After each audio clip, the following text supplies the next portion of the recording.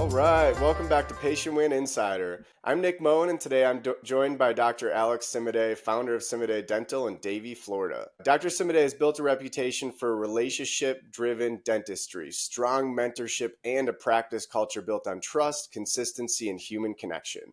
Today we're diving into what's working, what's broken, and where the future of dentistry is headed. So thanks for coming on, Alex. Nick, I'm flattered. Such lovely words. Let's get into it. In past conversations with you, you've talked about how meaningful mentorship is and how it's harder to find today. How did you find early guidance in your career? And then what does your kind of mentorship model look like that you use with your team? That's a great question. First of all, I want to say congrats on the podcast and all the success that you guys are having. I know it's really blowing up, so that's good for you, man. That's really cool to see.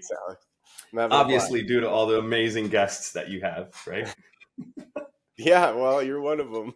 So about mentorship, yeah, I feel like in all careers, right? I was going to say professional careers, but all careers, having someone that will kind of take you under their wing and show you the ropes and, so, you know, the areas where you can succeed and potential pitfalls. And it's so important to ultimately having a long, successful, rewarding career, right? For me, that process started very early. You know, when I first went into college, I was an econ and finance major. I was convinced I wanted to be a stockbroker. And the more I learned about it, the more I realized that was not really the life for me.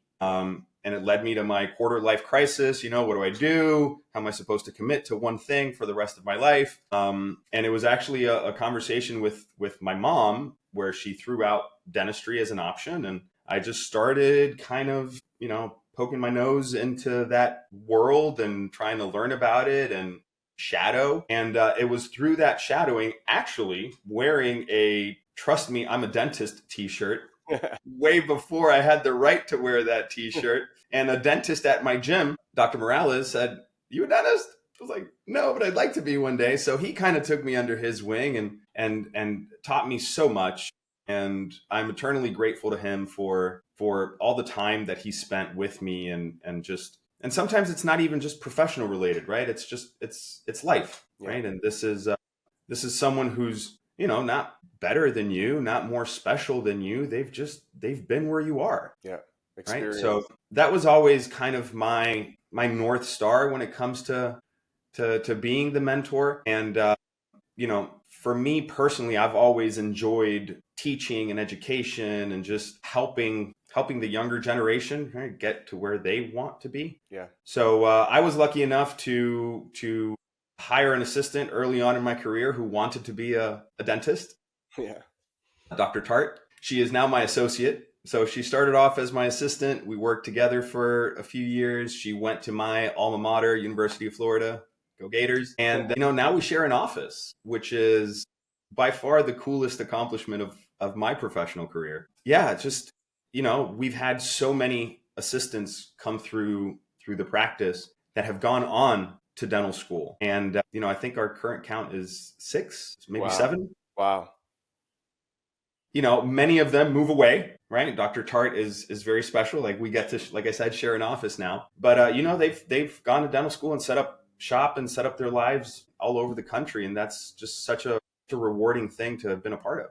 How do you identify somebody that has kind of the drive, the talent, and potential early on to you know, with that success story with Dr. Tart? Like, what did you see in them? I don't know.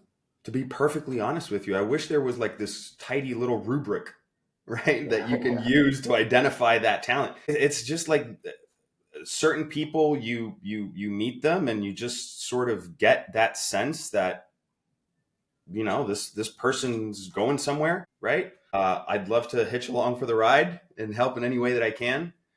You know, just like Dr. Tart, future Dr. Fitzgerald Connor was also my assistant. He's graduating in June and he's also going to join the practice, you know? So it's not to say that all of my assistants that wanted to go into dental school have gone through that path, right? And accomplished it. I personally kind of see it as an uber win when we dissuade people successfully. So one of my side businesses is a dental assisting school. Yeah. And it's called DMD Bound. Right. And it's called DMD Bound because I have always firmly held the opinion that if you are considering dental school, you should go become a dental assistant, because that is a 10-week path where you can get chairside immediately, get your gloves wet, and literally test drive dentistry.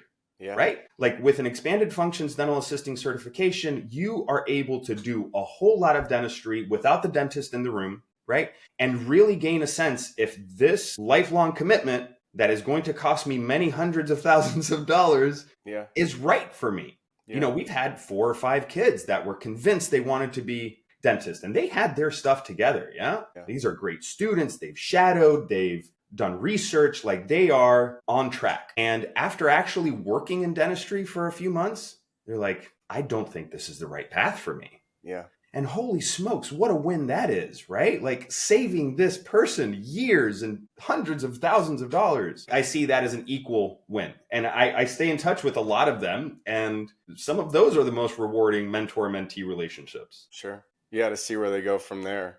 Yeah. Well, what about the kind of the patient experience? I mean, you know, moving from dental assistant to dentist, I mean, you become a surgeon, right? And your patients are, it's kind of one of the most human surgeries you can do, where your patient's awake and, you know, vulnerable. And I mean, they're aware of the treatment they're getting. Their eyes are open. So how does that shape the way that you approach treatment and that next step of becoming a dentist and doing surgery? You mean with regards to the kids that go through the dental school process? Yeah. I mean, I guess my view might be a little bit skewed on that, because they've been my assistant for months or years, right? And they've sort of come up in the culture of the practice and seen how we do things firsthand. So hopefully the idea is that they're translating some of the things that we do well and adopting those, and maybe sometimes giving us a little fresh perspective as to things that we could be doing better. Something that's super important to us in the practice is that we're under a constant state of iteration. Sure. We have an operation manual that breaks down every single thing that we do, but nothing's written in stone. Right. So we're always looking for a better way of doing things. And very frequently, those voices and that perspective comes from a new person. Right. Right? Yeah. Like we bring on people onto the team who have the talent, right? Maybe not necessarily the skills yet, but they have the personality, they have the drive, they have the commitment to excellence, they have the empathy and the warmth, and it's a whole thing, right? I guess I should be writing down my rubric right now. But you know, having that infusion of a new perspective is super helpful for us in how we ultimately do things. Yeah. Well, and that you just kind of pointed out what you see in I mean, like in Dr.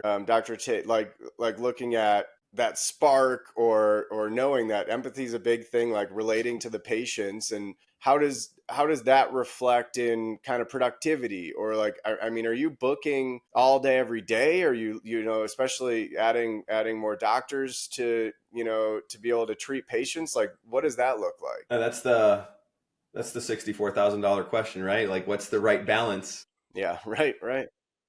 On how we schedule. We are a very low volume office, right? Like our new patient experience is 90 minutes with nearly an hour dedicated doctor time for that new patient. Sure. You know, like you so graciously said in the intro, we are a relationship driven practice. And, you know, honestly, that's marketed a lot. I don't know. I've never seen a practice that says, hey, come to us. We're going to treat you like crap. Right. Right. Like it's just, you don't really lead with that. Yeah. But I hear it from so many people all the time that the experience that we provide them is just, it's revolutionary for them. It's just like unlike anything they've ever experienced, not only at a dental office, but any sort of doctor's office or service in general. And I once heard someone say that the greatest luxury you can afford someone is your time. And we take that seriously. Right? Like we don't book a whole lot of patients. I'm not seeing 20 patients a day, right? Like I want to make sure that Nick feels like he's the only person in the building when I'm with him. So if you're centered on like connection with the patients rather than volume, I mean, from a business perspective, I have to ask, like, how does that affect production and profitability? We could make more money if we crammed more patients in. Yeah. You know, period. Yeah. It's just, what does success mean to you? Yeah. Great. Yeah. Right? Like for a lot of people, the bottom line is the ultimate measure of success, right? And obviously, we're running a business, like the bottom line matters, right? If we were losing money, we'd just close up shop because what the heck are we doing, right? But I like going home feeling like I may have changed someone's life today, right? Like at the very least, I changed someone's perspective of what the doctor-patient relationship could or should be, Should.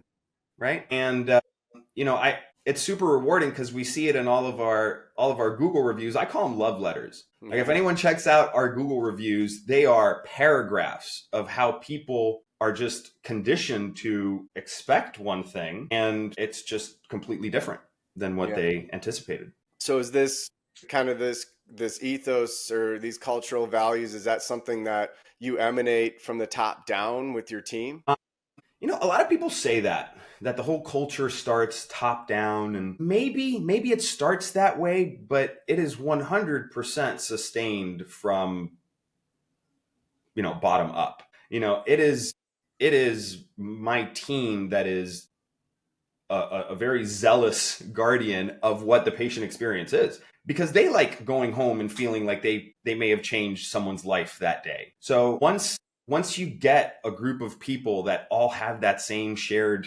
mentality, right? The whole culture thing just becomes, it's not something you have to even curate anymore. It is, right? Like it's a group of people that like people and want to serve them. And again, like our mission statement is literally to wow patients.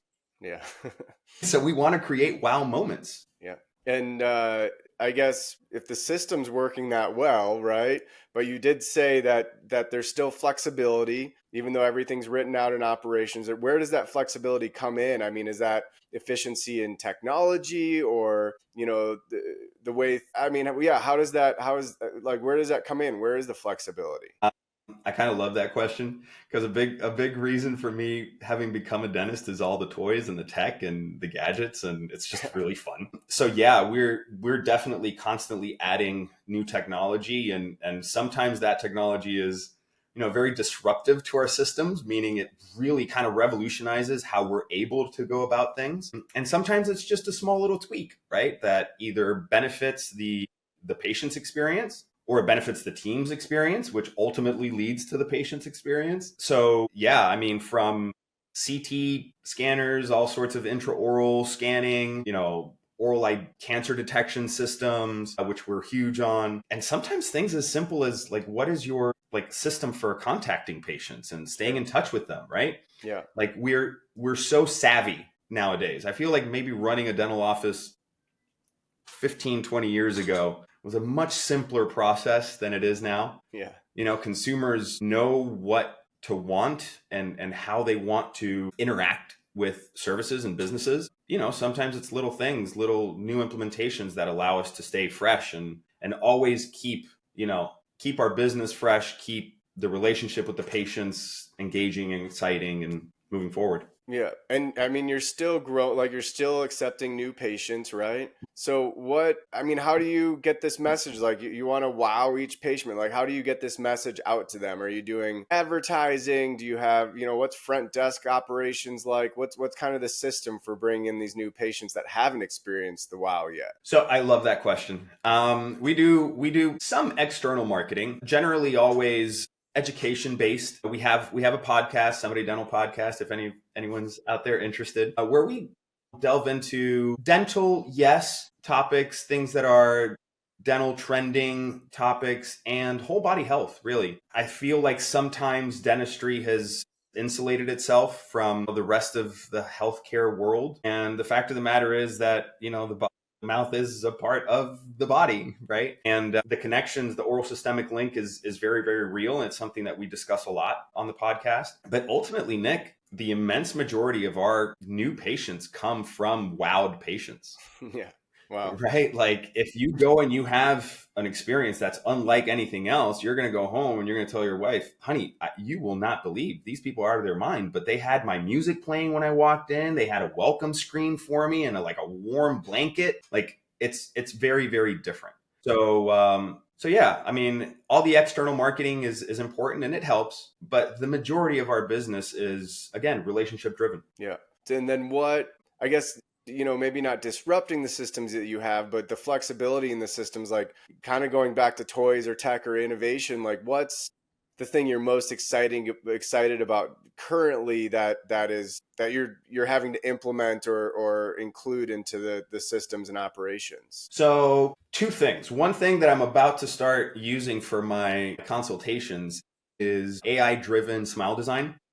Oh yeah, cool. And I mean, things are evolving fast, right? Like I'm able to take a picture of you and in about 4 minutes have a video of you, right, with a brand new smile where you can see how it looks from multiple angles, and it is just mind blowing stuff. So things like that are really going to take the aesthetic, the cosmetic consultation to a whole new level, because now it's not just what I see in my mind's eye as possibilities for Nick.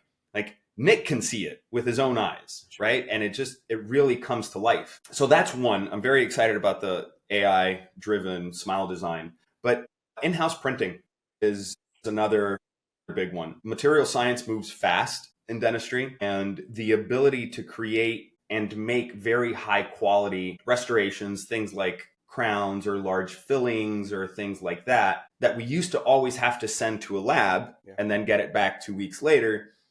We're getting more and more possibilities to just make that chairside, right? Literally print it out of resin and ceramics and give you something permanent in a single visit. Yeah. So that's something that's been on the market for a while in different forms. And now it's really reaching a level where it makes a lot of sense for a little guy like me, right? Yeah. I am a very low volume office. I have 4 rooms, right? 4 private rooms where we close the door and it's just your little spa cocoon for the time that you're there. And there are larger offices out there that have implemented things like this in the past, but they're seeing tons and tons of patients, right? So for the technology to get to the point where from a cost point of view, it makes sense for a practice like mine, we're starting to get to that point. Yeah. So that's something that I'm looking at now. And maybe this is the year where we start incorporating that. Cool. So if you're incorporating new technology, like you obviously have to have a team that's able to adapt to some of that flexibility. So what's your like philosophy on hiring and retaining the right people for your team that, if you want to keep innovating or using new toys, like who are you looking for? Depends on the toy, right? Like bringing in the in-house printing, milling, things like that. We'll take at least one rock star team member, generally an assistant who is good with computers and good with design, to sort of take up, the mantle when it comes to those things. I'm very blessed that I have, a team that is a team of rock stars, right? So as we incorporate new technologies, they're all in. They want to learn. We do the trainings. We help each other out, and it's a community effort. But it is definitely a consideration. I mean, we have a lot of business owners that listen to this podcast, and it's the old saying: get the right people in the bus, and then put them in the right seat on the bus, right? Yeah. Like you got to hire the right team, and then depending on their talents, right, allocate different things. But certainly bringing in new toys, it's something to consider. Like, how is this going to integrate into how we do things, and how disruptive will it be? Yeah. Well, and especially if you have operations and systems, nailed down, well, you're leaving room for flexibility in the culture. And if you're keeping these rock stars around, I mean, is that kind of your definition of success now? Has it changed since you started the practice, a decade ago? Yeah, for sure. I started the practice, I think the practice just turned 14. Wow. So I was in my late 20s. I'm 42 now. So thankfully, my perspectives have changed a little bit from my late 20s to now. But yeah, absolutely. My definition of success has changed. And where it may have been driven more by the bottom line before, it's those other things that matter so much more now. Longevity of team is huge, because that the whole like self-sustaining culture thing requires continuity, right? And if you have, a revolving door of people, then it's going to be harder to maintain that culture. Yeah. Right. So thankfully, most of my team members have been with me for many years. Yeah. And we live in South Florida, so people move away. dental assistants go to dental school, right? And Yeah. become dentists. So there's some turnover, but that stability is huge. Yeah. And I guess looking back, what piece of advice, I guess, would you give yourself or a new practice owner that's, maybe focused on the bottom line and to avoid burnout? Because that's one thing I've heard a lot from guests on the podcast is like at some point, most doctors and dentists they get burnt out because they are maybe have the wrong definition of success, or maybe it's a culture thing, or I guess there's a lot of reasons for it, and there's definitely some symptoms that are diagnosable. But what would you say to yourself starting a practice, or somebody starting a practice, to focus on to get where you are now, maybe quickly? Um, that's a great question, man. It's so case dependent, right? I think first off, really concretely defining what success means to you is important, right? But then again, that's going to evolve as your own personal life circumstances evolve. For me, a big shift was when I had kids, right? That just kind of incorporates a new frame of reference for life in general. I finally determined that my North Star for success, as far as my practice goes, was to make Semidey Dental the best job anyone on my team has ever had. Yeah. I want it to be the best place to work at, period. Because I feel like that ultimately takes care of everything downstream, right? So, number one piece of advice for anyone starting a new practice, number one piece of advice for anyone in life is pick the right person to marry. Yeah. And I think along with that, just extrapolate that to your professional life. Surround yourself by the right people. Yeah. Right. And then really things just maybe don't take care of themselves, but you're going to be able to take care of them with a much better, disposition, and just you're going to feel a lot better doing it. And hopefully that burnout's real, because dentistry is a tough profession. And kind of going back to what we said earlier, if I can dissuade someone at the right time from making a mistake and committing to it, awesome. Right. Yeah. And even when it is for you, I've had periods of my career where I felt burnt out. Right. There's a study done where the average dentist blood pressure spikes 20 points every time they give an injection. Yeah. I mean, let that sink in for a second, right? Like, we are doing invasive procedures like this close to the patient, right? Staring at each other's eyes, and we get it. You're scared. I'm scared that I'm going to hurt you, right? Like, that's the last thing I want to do. I want Nick to walk away feeling like, man, that guy's got magical hands. I didn't feel a thing, right? And we feel that pressure, right? Yeah. So it's real. So having the right people, like if you have that pressure from a clinical standpoint, and then on top of that, from a team standpoint, like you're not happy, holy smokes, man, just, close up shop now. Yeah. Well, and then you're bringing it back to your, the rest of your life outside the 100%.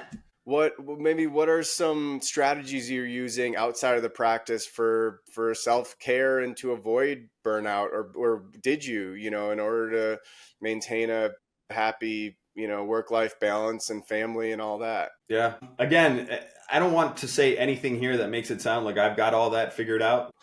Mental health is a thing that we all struggle with, and it's not constant, right? It's episodic. We go through periods of it where we feel a little more down. It's like, man, how much longer can I do this? And then we get past that and we fall in love again with the profession, and we keep going, right? But to me, working out has always been the great leveler, right? At whatever stage I was at, whether it was college, grad school, my professional career, argument with my wife, I go for a run and it just gives you perspective, right? It just puts you in a different frame of mind. It allows me to think, like, kind of step outside of my box and think about things in a different way. So I've always, I try to start every day with a run so I can, go get into the day with a positive frame of mind, and all those endorphins rushing in. And yeah, trying to stay active, trying to stay healthy, making good decisions. Because ultimately too, if we don't feel great, we have a tough time dealing with things when they go sideways, right? So, the better we feel, both physically, mentally, spiritually, the better equipped we are to deal with things. Yeah.